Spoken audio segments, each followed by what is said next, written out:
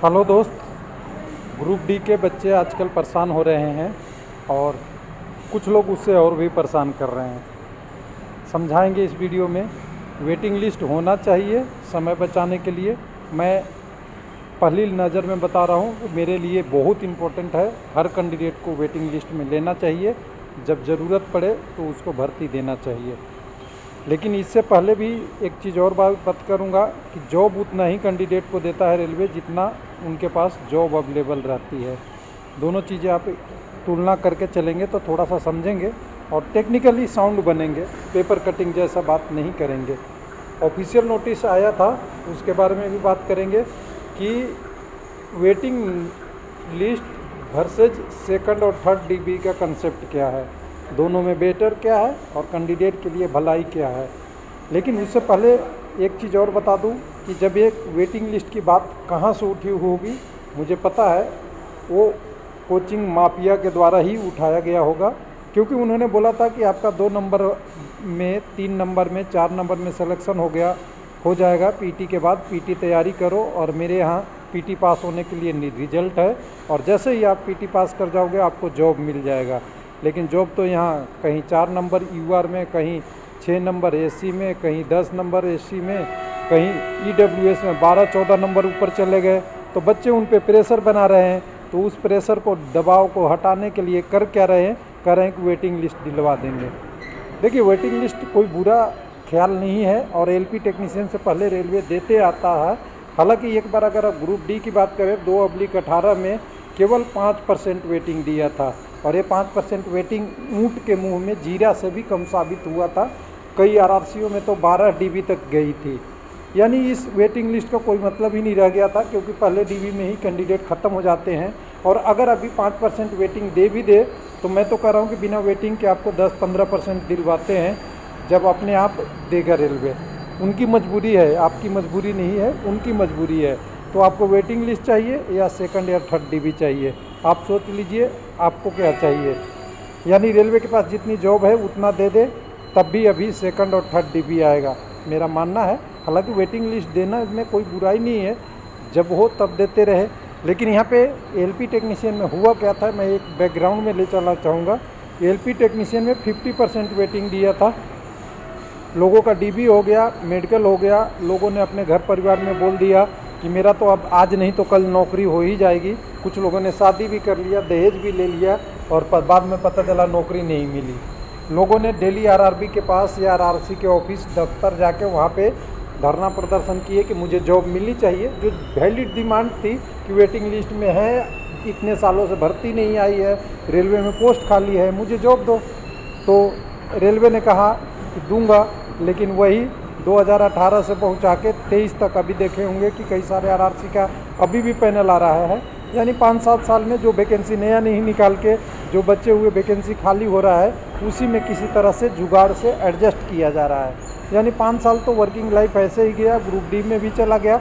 और अगर मान लिया अभी 23 में आपकी भर्ती हुई और 23 के बाद 5 साल वेटिंग में ले लिया, तो आपका 5 साल में मतलब ही नहीं बनता जॉब का। उनके लिए थोड़ा मतलब बनता है जिनके पास एज नहीं है और अपॉर्चुनिटी कम हो रहा है उनके लिए। यानी ये लंबा प्रोसेस है, ये भी एक कंसेप्ट है। चलिए एक बार पीडीएफ दिखाते हैं थोड़ा सा और समझाते हैं। हर कमेंट देखिएगा, हर कैंडिडेट वही बोलता है कि सर आप वेटिंग का आवाज़ उठाओ। देखिए, वेटिंग क्या, हम तो कह रहे हैं नई भर्ती दो, डेली भर्ती दो, हर साल एक भर्ती दो, एकदम बिल्कुल ज़रूरी है। वेटिंग से तो कुछ होने वाला नहीं है। वेटिंग से सीट तभी मिलेगी जब रेलवे में जॉब रहेगा। लेकिन जॉब को अगर नोटिफाई करके देना पड़ेगा तो उसे देना पड़ेगा, और देना पड़ेगा, इसलिए इसको वेटिंग में नहीं लिया जाए। आप इस चीज़ को समझिए। रेलवे ने नोटिस जारी किया था 7/4/2022 को। इसमें ग्रुप डी का और एनटीपीसी दोनों को रिवाइज कर दिया था पैरा। तो यहाँ पे देखिएगा आरआरसी 1/19 लेवल 1 पोस्ट का ये रिवाइज कर दिया है, लेवल 1 पोस्ट को। और रिवाइज करके पैरा में हम सब आपको लेके चलेंगे। यहाँ पे ये वाला,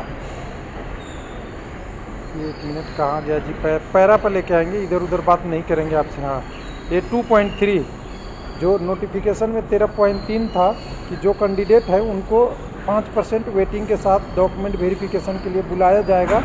उसी को मॉडिफाई करके बोल दिया था कि based on the performance of the candidate CBT subjected to qualify PT the number of candidate called for document verification is require, मतलब notify vacancy that is ratio of equal number बोला है 1/1, एक post पे एक ही को लिए DB में बुलाएंगे। है तो गड़बड़, क्योंकि पहले 100 पोस्ट के लिए 105 लोगों को बुलाते, अब 100 के लिए 100 बुला रहे हैं। लेकिन अगर 100 से 105 भी बुला दे तो कितने लोगों का क्या होना है, कुछ कल्याण होना है। 5 को भी फिर लटकाए रखेगा और 5 को जॉब तो मिल ही जाएगा, ज़्यादा उम्मीद है, क्योंकि अभी जब 100 लोग मेडिकल कराने जाएंगे तो 5 लोग तो ऐसे ही छोड़ देते हैं, DB में एब्सेंट हो जाते हैं। किसी का मेडिकल एग्जामिनेशन इशू रहता है, किसी का डॉक्यूमेंट नहीं रहता, किसी का कहीं और जॉब रहता है, बहुत सारी चीज़ें हैं।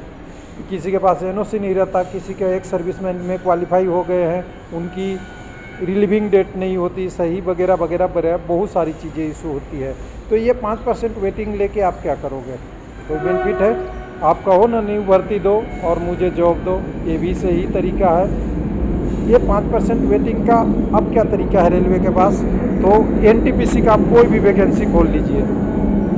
NTPC में लेवल 6 से लेके लेवल 5, लेवल 4, लेवल 2 सभी में 2nd DB, 3rd DB, 4th DB आ रही है और थोड़ा सा टाइम ले रहा है, लेकिन ये DB, 3rd DB, 4th DB आपके लिए बेनिफिट है। कैसे, मैं बता रहा हूँ कि आपको वेट नहीं करना पड़ेगा, किसी को बताना नहीं पड़ेगा कि मैं वेटिंग लिस्ट में हूँ। अगर सेकंड लिस्ट आ गई तो आपकी जॉब पक्की है। और ये जो 5% वेटिंग वाला बात है, ये क्राइटेरिया क्लियर मेरे से लिख लीजिए। हर RRC में, हर कम्युनिटी वाइज तो नहीं कह सकता हूँ किस कम्युनिटी में कितने क्या होंगे, लेकिन आप लिख लीजिए कि 10% के आसपास आपको सीट मिलेगी 2nd DB और 3rd DB में, वेटिंग दे या न दे। तो ये 10% सीट आपको 5% वेटिंग से ज़्यादा होता है, इसको पहले बेनिफिट उठा लीजिए। बाकी डिमांड करते रहिए कि मुझे भाई हमारी जो भर्ती है, जो हमारी भर्ती है, वेटिंग नहीं भी दे रहे हैं, आपने मॉडिफाई कर दिया है पैरा, तो इसको ख़त्म न करें, लाइव रखा जाए। यानी फ्यूचर में ज़रूरत पड़े तो इसमें से फिर से 2nd DB, 3rd DB, 4th DB, 10वीं DB, 12वीं DB लिया जाए, जिससे कैंडिडेट का कट ऑफ नीचे में होगा और मेरिट डाउन करके कैंडिडेट को लिया जाएगा। जो पैरा में इन्होंने मॉडिफाई करके लिख दिया है, यहाँ पे पढ़ लीजिएगा। यहाँ पे अगर CBT के बाद कुछ कम होगा तो मेरिट को डाउन करके, 1 मिनट यहाँ पे 1 मिनट आ जाइए, reserve the right 3rd para of the इतना मॉडिफाई इन दी डाउन डी मेरिट। यहाँ पे 2.4 में देखिएगा, यहाँ पे लिखा हुआ है in case shortfall for impanelment candidate other agency RRC और RRB reserve to right to the utilise the candidate down the merit list और as require as per the merit of the option candidate. This however not confirm any vested right of the such of the candidate to be considered for appointment। यहाँ पे कह रहे हैं appointment तो देने का right नहीं लिख रखते हैं, लेकिन जब भी ज़रूरत पड़ेगा मेरिट डाउन करके आपकी शॉर्टफॉल कैंडिडेट को, जितने भी कैंडिडेट हैं, यानी 1,03,000 वैकेंसी को भरने के लिए मेरिट डाउन करके फिर से 2nd DB लेना पड़े, 3rd DB लेना पड़े, 4th DB लेना पड़े, 6th DB लेना पड़े, लेंगे। लेकिन 5% वेटिंग से काम नहीं चलेगा। तो पहले क्या होता था, 5% waiting, 2nd, 3rd, 4th DB चलेगी। तो इससे अच्छा है कि 2nd DB में ही 5% आ जाए तो अच्छी बात है, कोई दिक्कत नहीं है। यानी कुल मिला के कहें तो वेटिंग लिस्ट लिया जाए या नहीं लिया जाए, अंतर नहीं पड़ता है। जितनी सीट है वो पहले भरा जाए, नई भर्ती दिया जाए, और जितने कैंडिडेट अगर PT क्वालिफाई हैं उनको 2nd, 3rd, 4th DB में दे के अगर जॉब दे सकते हैं तो देना चाहिए, वो बेटर तरीका है। मेरे तरफ से यही है। मेरा ये कहना है कि वेटिंग लिस्ट बुरा नहीं है, लेकिन वेटिंग लिस्ट के बगैर अगर 2nd, 3rd DB आ रही है वो उससे अच्छा है। थैंक यू, धन्यवाद।